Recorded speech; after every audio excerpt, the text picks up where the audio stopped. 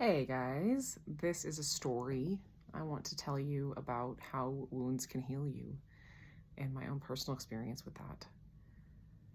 That is very profound and vulnerable, but I think very worth sharing because I know that this is a common human experience, and everyone out there who sees this, I want you to know that you're not alone and perhaps to find hope in this. So grab a cup of tea and get cozy because it's going to take a minute to tell this story. So this story is about a very specific wound that I have that started in my twins' pregnancy. This is the physical injury that I have to my abdomen. It's called diastasis recti. So it started with my twins. I had a twin, I was pregnant with twins, and at one point, they were both breech, meaning head on top and feet down. Babies are supposed to go head down, but my twins would not stop doing this when I was pregnant with them. They just were always moving, literally into labor and throughout labor, which is why I ended up having a C-section, because they were just they wouldn't stay in a position where they could come out in a normal way. And I had a really bad cough at one point, and I could feel this tear happen in the connective tissue because I was coughing against my son's head that was right up in the middle of my stomach. And I was like, oh shit, that's not good. And I kind of, worked with it after recovery. My exercise disorder was too strong. I really wanted to get back to exercise. So I got it almost healed and then tore it open much worse a few months after they were born. Kind of worked with it over time, managing, trying to heal it, but everything that happened in the years, that was right before I started recovery, and bloating, blah, blah, blah, all the pressure from that does not allow the connective tissue to regrow on your stomach when you're bloated and 8 months pregnant level all the time. So I just kind of dealt with it, right? There's a lot you can't do. You have, if you have an injury like that, the only way, you have to avoid making it worse by exerting yourself. So you can't use your core muscles, essentially, which I'll just let you understand how big of a deal that is. Think about everything in a day you need to do, like twisting and lifting, and your core muscles are really central to pretty much every physical movement you make. So I got to a place where I was able to do a bit more, and then I tried to start lifting weights and exercising again because I like doing that a lot, and actually made it way worse to the point where for the last 16 months I've had to wear a brace around my abdomen, and I can lift about 3 pounds, maybe 5. But I can't twist, I can't do most things basically with my body because of this. And it was horrifying, honestly.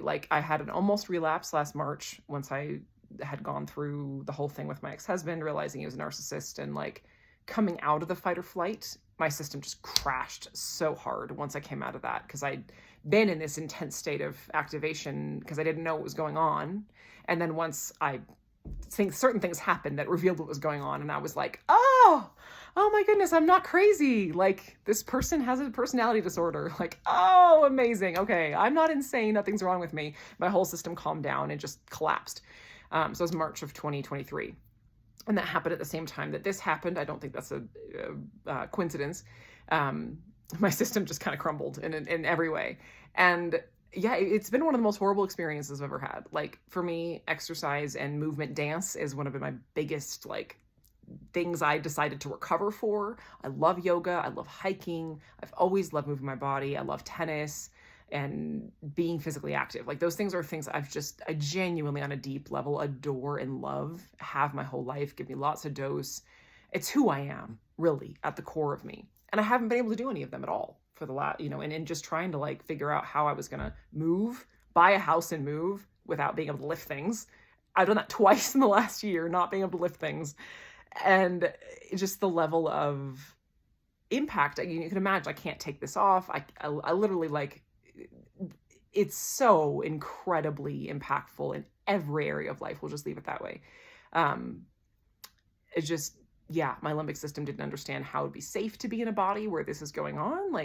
If you need to be able to use your core muscles, you just can't, no matter what. What if an accident happens and it gets worse, and blah, blah, blah, blah. So it's been a crazy experience. And I share all this to say that this wound has healed me more than almost anything in my life.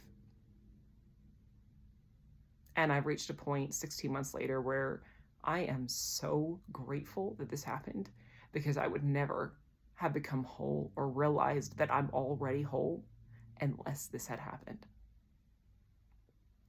And I want to tell you how, because I think it's important and beautiful. Right around the time this happened, I reached a point where between the almost relapse and this, I just, and I was at the point where I was like working on getting qualified for a mortgage to buy a house. And I didn't know how I was going to do it. I was going completely on faith and trust, but like my system was so bottomed out. I didn't know. I was like, all right, all right, God, like if this is it, then let me just die. Like I can't save myself. I can't make any of these things happen. So I was willing to receive help for the first time in my life and believe that it was safe. And right after that, people started to come in who were willing to help me and able to help me. And I started to believe I was worthy of that. People came into my life at that point who were willing to love me exactly as I was, support me in lots of different ways exactly as I was. And I had to accept it. I reached a point where it forced me to realize that I'm worthy and whole and worthy of being loved for who I am and receiving love in all kinds as a person who is innately whole and worthy, even with this situation that I was dealing with. I had a really severe father wound. I didn't express it in most of the typical ways. I didn't chase men my whole life, but I felt very much that I have to be able to perform in a certain way and be able to do all these certain things in order to be loved, in order to be worthy of love, and yeah, there's a lot there. And I had an eating disorder my whole life. So there's just so much body image dysmorphia, like all of these things. And this obviously really kind of hit all those points pretty intensely. And it was the only thing in my life that pushed me to a point of realization that our wholeness is not physical. Our physicality does not determine our wholeness or our worthiness or our capacity, because I've done all the things. I've been caring for like this happened a few months before I bought the house and had my kids for the first time with me, 5 of them, right? And was trying to parent in a freeze response with this injury. And I did it. And everything's okay. It was horrifying. It was terrible. The suffering was out of this world, but I did it. And I survived it. And I've learned over time that I am worthy of respect and love and appreciation exactly for who I am. And that's who I am on the inside. It's not for my body and what it can do or what it can't do.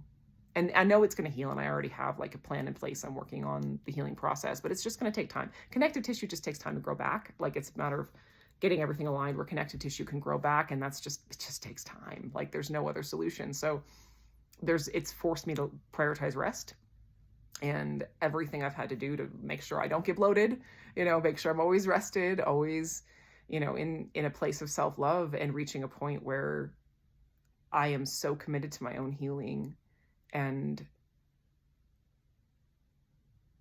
getting myself to a place of being able to do what I love simply because I love it and not to gain approval, that I've reached a point where even with this injury and I would not rather have anyone else's body than mine. I love my body so much now, like love it, not like it, but love it so much.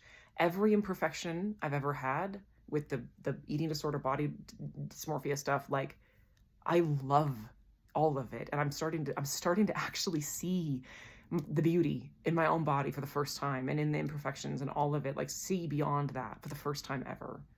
All because of this really awful thing that happened.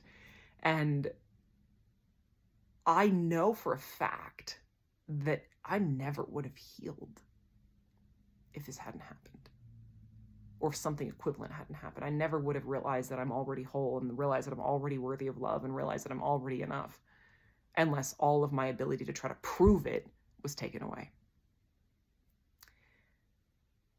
And I know I'm not the only one who feels that way or is going through something like this. So I just wanted to take a few minutes today and extend my heart and my hands and my love to all of you out there who are going through a situation of being healed by a wound. Maybe that wound is limbic impairment. Maybe that wound is something else. Maybe that wound is having been in an abusive relationship. Maybe it's anything. You're already whole. And you're already worthy.